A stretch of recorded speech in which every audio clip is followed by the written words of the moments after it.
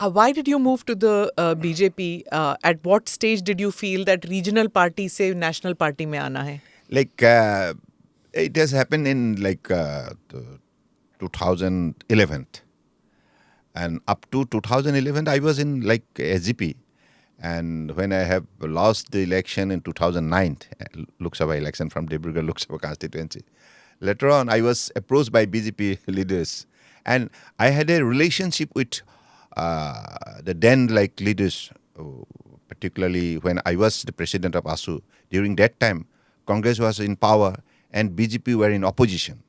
And to raise our issue in the House of the Parliament, we went to the BJP leaders. I requested them, please take it up.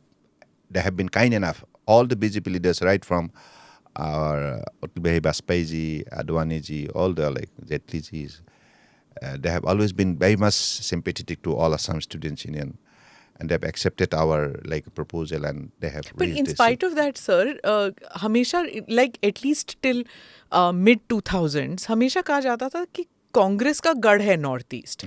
BJP कभी इनरोड नहीं कर पाएगी. There was no way, and BJP wasn't even attempting to till recently, in fact. But up to like it's like completely it has been it's BJP all the way. तो वो इतनी जल्दी कैसे बदल गया? Usually it takes a lot of time for change to occur in Northeast India. हकीकत तो यही है कि कांग्रेस ने बहुत बड़ा धोखा दिया नॉर्थ ईस्ट की लोगों ने बहुत विश्वास किया था कांग्रेस को, इसलिए बार बार उन लोगों सत्ता में बैठाया था. सिंस लाइक 1952 जितना भी इलेक्शन हुए, अधिकतर इलेक्शन में नॉर्थ ईस्ट से हमेशा कांग्रेस को ही जीत हासिल होती थी, है ना. तो बार लाइक अलग अलग परिस्थिति में उन्होंने जैसे ही नॉर्थ ईस्ट को धोखा दिया, नॉर्थ ईस्ट की विकास की बदले उन्होंने नॉर्थ ईस्ट को भ्रष्टाचार दुर्नीति से काफ़ी नुकसान पहुंचाया, और साथ साथ में उन्होंने नॉर्थ ईस्ट को डिवाइड एंड रूल पॉलिसी के जरिए उन्होंने कमजोर करके रखा. नॉर्थ ईस्ट को कभी भी एक साथ जोड़ने के लिए उन्होंने मौका नहीं दिया, कभी भी नहीं दिया.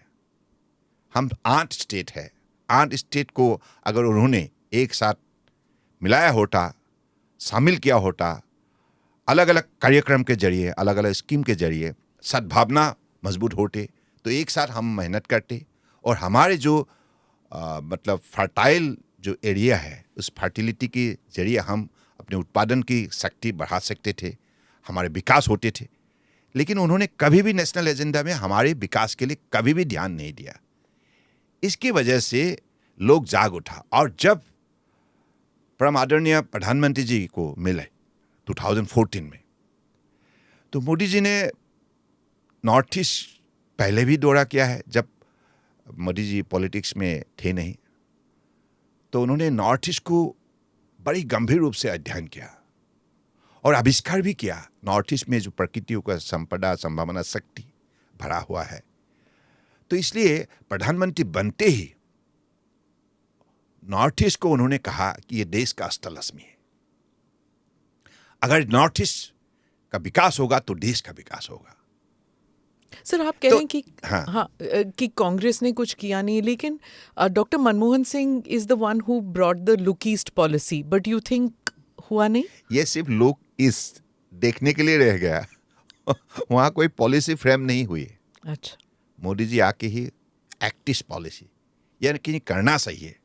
नॉर्थ ईस्ट को देखने से नहीं होगा, कुछ कदम उठाना पड़ेगा, मेहनत करना होगा विकास के लिए, लोगों को जोड़ना होगा. लोगों का पास जो शक्ति है, संस्कृति हो, शिक्षा हो, या हमारे अलग अलग कृषि भूमि हो, हमारे जो बायोडाइवर्सिटी का शक्ति है, इन चीज़ों को मोदी जी ने सही आविष्कार किया. और इस शक्ति के द्वारा हम कैसे नॉर्थ ईस्ट की समाज को मजबूत बनाएं, अलग अलग कार्यक्रम के जरिए connectivity, communication, medical, science, technology, tourism, culture, सारी चीज़ों को आगे बढ़ाने का मोदी जी ने काम किया. और उन्होंने खुद अब तक I believe more than 56 time he has visited.